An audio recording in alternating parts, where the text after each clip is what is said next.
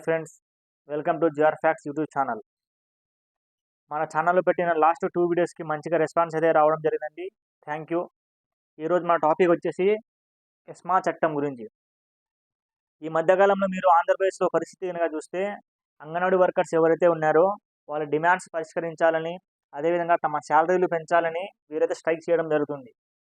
వీరు స్ట్రైక్ చేయడం వల్ల అంగన్వాడీ టీచర్స్ స్ట్రైక్ చేయడం వల్ల బాలింతలు ఎవరైతే ఉన్నారో, అదేవిధంగా గర్భవతి స్త్రీలు, చిన్నపిల్లలు ఇబ్బంది పడుతున్నారనే ఒక ఉద్దేశంతో మన ఆంధ్రప్రదేశ్ ప్రభుత్వం ఏం చేసిందంటే ఈ అంగన్వాడీ వర్కర్స్ ఎవరైతే ఉన్నారో వారిని ఎస్మా చట్టం కిందగా తీసుకురావడం జరిగింది. అసలు ఈ ఎస్మా చట్టం అంటే ఏమిటి, ఈ చట్టం ఎందుకు వచ్చింది, ఈ చట్టం ప్రకారం అత్యవసర సేవలు అంటే ఏమిటి, ఎస్మాను ఉల్లంఘిస్తే ఏమవుతుంది, గతంలో ఎస్మా ప్రయోగించిన సందర్భాలు ఏమైనా ఉన్నాయా అనేది మనం ఈ వీడియోలో తెలుసుకుందాం. అసలు ఎస్మా అంటే ఏమిటి, ఈ విషయం చెప్పబోయే ముందు మీరు ఎస్మా చట్టం అనే ఒక పాయింట్ని గుర్తుపెట్టుకోవాలి. మీరు ఎసెన్షియల్ అనే వర్డ్ వచ్చేసి మన భారత రాజ్యాంగంలో షెడ్యూల్ 7లో కనుక పరిశీలిస్తే కేంద్ర జాబితా, రాష్ట్ర జాబితా, ఉమ్మడి జాబితా అనే 3 జాబితాలు అయితే ఉండడం జరుగుతుంది.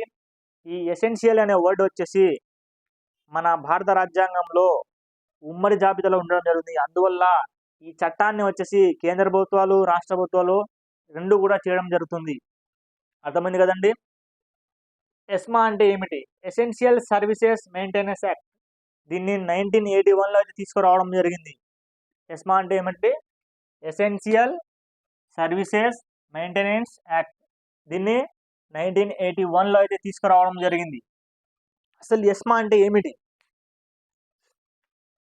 సమ్మెలు చేస్తున్నప్పుడు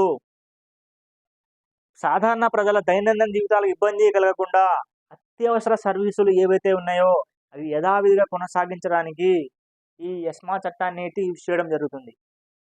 అంటే ఉద్యోగస్తులు ఎవరైతే ఉన్నారో తమ విధిని నిర్వహించకుండా స్ట్రైక్లో పాల్గొంటే ప్రజలకు ఇబ్బంది అవుతుంది.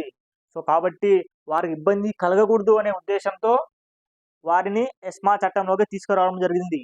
ఈ విధంగానే అంగన్వాడీ వర్కర్స్ వల్ల బాలింతలకు, గర్భిణీ స్త్రీలకు ఇబ్బంది అవుతుందని వారిని ఎస్మా చట్టంలోకి తీసుకురావడం జరిగింది. అర్థమైంది కదండి. ఎస్మా అంటే ఏమిటి, ఎందుకు తీసుకొస్తారనేది అర్థమైంది కదండి. అసలు ఈ చట్టం ఎందుకు వచ్చింది కనుక మనం పరిశీలిస్తే 1980వ సంవత్సరంలో భారత ప్రభుత్వం కార్మిక చట్టాల్లో మార్పులు తీసుకురావాలని భావించింది. కానీ ఈ కార్మికులు, అదేవిధంగా కార్మిక సంఘాలు ఏవైతే ఉన్నాయో ఆ చట్టాన్ని వ్యతిరేకించాయి. ఆ ఉద్యమాన్ని వచ్చేసి తీవ్ర రూపం చేశారు.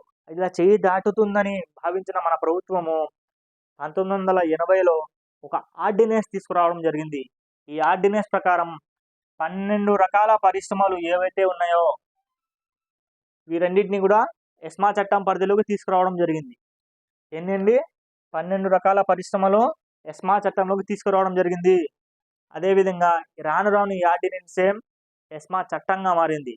1981లో ఎస్మా చట్టంగా మారడం జరిగింది. అర్థమైంది కదండి. ఈ చట్టం ప్రకారం అత్యవసర సేవలు అంటే ఏమిటి, అత్యవసర సేవలు అంటే సాధారణంగా మన నీటిపారుదల కానివ్వండి, శానిటైజర్ కానివ్వండి, అదేవిధంగా పెట్రోలు, బొగ్గు, విద్యుత్, ట్రాన్స్పోర్టు, ఇవన్నీ కూడా మనకు ఎసెన్షియల్స్ అండి, అత్యవసరం మనకు. ఇవన్నీ వీటన్నిటిని ఇబ్బంది కలగకూడని ఉద్దేశంతో ఎస్మా చట్టం అయితే తీసుకురావడం జరిగింది. అదేవిధంగా ఎస్మాను ఉల్లంఘిస్తే ఏమవుతుంది, ఆంధ్రప్రదేశ్ ప్రభుత్వం తీసుకువచ్చిన ఈ ఎస్మా యాక్ట్లో భాగంగా అంగన్వాడీ వర్కర్స్ అయితే 6 నెలల వరకు ఎలాంటి స్ట్రైక్లలో పాల్గొనకూడదని చెప్పడం జరిగింది.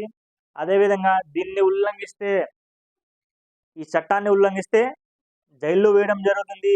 అదేవిధంగా ఫైన్ కూడా వేయడం జరుగుతుంది. ఇంకా ప్రభుత్వం కనుక ముందడుగు వేస్తే వీరిని డిస్మిస్ కూడా చేసే ఛాన్స్ ఉందండి. ఉల్లంఘిస్తే ఏమవుతుందనే విషయాన్ని మీకు చెప్పడం జరిగింది. గతంలో ఎస్మా ప్రయోగించిన సందర్భాలు ఏమైనా ఉన్నాయా అని మనం పరిశీలిస్తే 2003వ సంవత్సరంలో తమిళనాడులో 2003వ సంవత్సరం తమిళనాడులో జయలలిత గారు ముఖ్యమంత్రిగా ఉన్నప్పుడు ఉపాధ్యాయులు స్ట్రైక్ అయితే చేయడం జరిగింది. వీరిని ఈ ఎస్మా చట్టం కింద తీసుకురావడం జరిగింది జయలలిత గారి ప్రభుత్వం. కానీ వీరు ఉల్లంఘించి ఇంకా స్ట్రైక్లో పాల్గొన్నందువలన 1,70,000 మందిని, ఎంతమంది అండి? 1,70,000 మందిని డిస్మిస్ అయితే చేయడం జరిగింది. అదేవిధంగా 2006లో ఎయిర్పోర్ట్ ప్రైవేటైజేషన్లో భాగంగా విమానాశ్రయ సిబ్బంది కూడా స్ట్రైక్లో పాల్గొన్నారు. వారిని కూడా ఎస్మా చట్టంలోకి తీసుకురావడం జరిగింది. అదేవిధంగా 2020లో మన ఆంధ్రప్రదేశ్ ప్రభుత్వం ప్రైవేట్ డాక్టర్స్, గవర్నమెంట్ డాక్టర్స్ని కూడా ఎస్మా చట్టంలోకి తీసుకురావడం జరిగింది. ఇప్పుడు రీసెంట్గా చూస్తే మీరు 2024లో ఆశా వర్కర్లని కూడా అంగన్వాడీ వర్కర్స్ని కూడా ఎస్మా చట్టంలోకి తీసుకురావడం జరిగింది. ఇదేంటి ఇవాల్టి వీడియో. ఈ వీడియో నచ్చితే లైక్ చేయండి, షేర్ చేయండి, సబ్స్క్రైబ్ చేసుకోండి. Thank you.